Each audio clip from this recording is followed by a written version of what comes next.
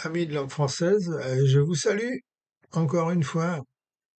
Je voudrais partager avec vous ce que nous avons déjà lu la semaine dernière, mais que j'aimerais relire encore cette semaine, parce que je pense que c'est important. Ce passage de Luc chapitre 10, verset 1 à verset 8. Voici ce qu'il est écrit. Après cela, le Seigneur désigna encore 70 autres disciples et les envoya deux à deux devant lui dans toutes les villes et dans tous les lieux où lui-même devait aller. Il leur dit, la moisson est grande, mais il y a peu d'ouvriers. Priez donc le maître de la moisson d'envoyer des ouvriers dans sa moisson. Partez, voici je vous envoie comme des agneaux au milieu des loups. Ne portez ni bourse, ni sac, ni souliers, et ne saluez personne en chemin. Dans quelque maison que vous entriez, et dites d'abord que la paix soit sur cette maison. Et s'il se trouve là un enfant de paix, votre paix reposera sur lui, sinon elle reviendra à vous. Demeurez dans cette maison-là, mangez et buvez ce que l'on vous donnera, car l'ouvrier mérite son salaire. Ok, mais la question quand même que l'on se pose, c'est qu'est-ce que notre Seigneur Jésus-Christ veut dire lorsqu'il dit ne salue personne en chemin? Parce que c'est pas très poli, ça, n'est-ce pas?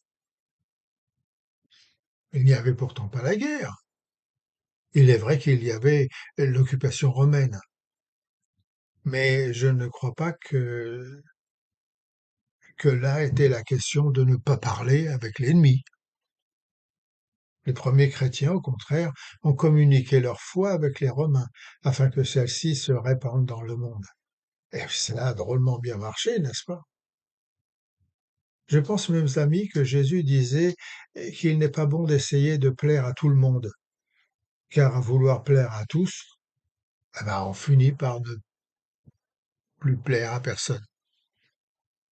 Je crois qu'il était en train de nous dire que si nous devions choisir entre la politesse et le devoir, eh ben nous devons choisir le devoir.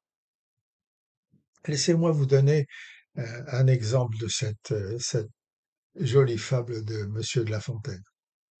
Un homme avait deux maîtresses à qui il aimait faire plaisir. Ses cheveux commençaient à blanchir. La première maîtresse, parce qu'elle était jeune, n'aimait pas qu'il fasse vieux. Alors elle lui arrachait une ou deux douzaines de ses cheveux blancs chaque fois qu'il venait la voir. La deuxième maîtresse, parce qu'elle était vieille, n'aimait pas qu'il ressemble à un jeune homme. Alors elle lui arrachait une douzaine de cheveux noirs lorsqu'il venait la visiter. Résultat, notre homme se retrouva sans cheveux. L'apôtre Paul écrit aux Thessaloniens dans sa première lettre, chapitre 2, verset 4. Nous parlons non pour plaire à des hommes, mais pour plaire à Dieu. Et puis l'apôtre Paul, dans sa lettre, lui écrit, euh, nous devons obéir à Dieu plutôt qu'aux hommes. Et voilà la raison pour laquelle nous chantons dans l'armée du salut, crois, obéis et jamais ne choisis. C'est bien la route sûre où Jésus nous conduit. Cependant, il me semble qu'il y a autre chose que notre Seigneur Jésus-Christ essaie de nous dire lorsqu'il dit ne saluez personne en chemin. Il me semble ici que Jésus fait allusion à l'urgence de la mission. Les temps sont courts, le monde arrive à sa fin, la mission est grande, mais il y a peu d'ouvriers. Ce n'est pas le moment de perdre son temps. Là encore, nous chantons à l'armée du salut et dans bien d'autres églises d'ailleurs. Là-bas, le nuage annonce l'orage, mais avec courage et foi, nous semons. Quand descendra l'ombre, au péril sans nombre, jusqu'à la nuit sombre, nous travaillerons. Donc, Il faut prier pour que le maître de la moisson envoie des ouvriers. Mais tout en réalisant l'urgence, il nous faut partir nous-mêmes, vous, mon ami, et moi.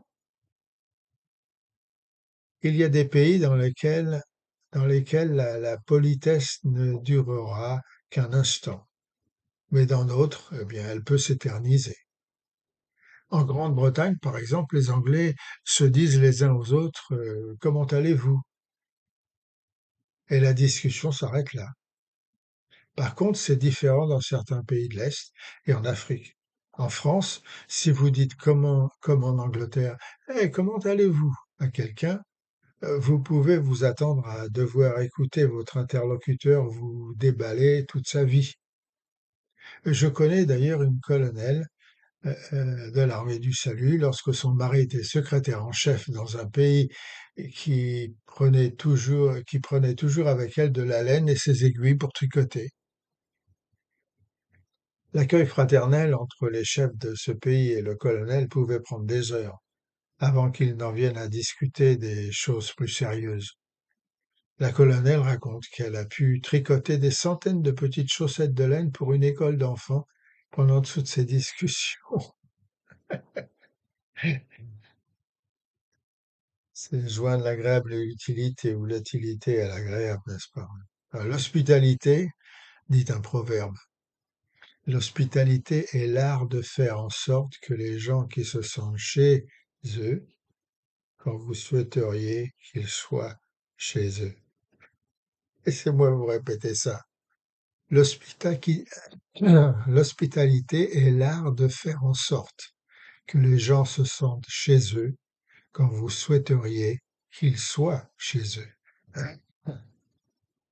Alors, ce que nous dit le Seigneur, c'est d'être prudent avec notre temps, de bien gérer, car il est précieux.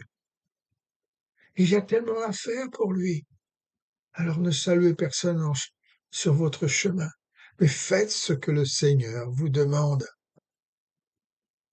Et là encore, les salutis suisses me rappellent que déjà l'heure sonne, la mort qui moissonne, n'épargnant personne, nous suit de tout près. Son pas se rapproche, je l'entends qui fauche, au champ le plus proche.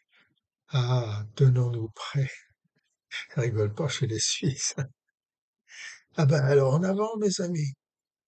Nous avons perdu assez de temps comme cela en faisant des choses et des trucs pour le Seigneur, mais c'est pas cela qu'il nous demande. Il veut que nous sauvions le monde, que nous sauvions les âmes. Alors en avant pour Jésus. Lèvons-nous et allons dans le champ pour moissonner des âmes pour lui. Parce que c'est ce qui est le plus important finalement. Hein. Allez, Dieu vous garde et vous bénisse. Mais pensez-y sérieusement. Dieu a besoin de vous pour l'aider à moissonner le monde, amener les âmes à lui. Alléluia.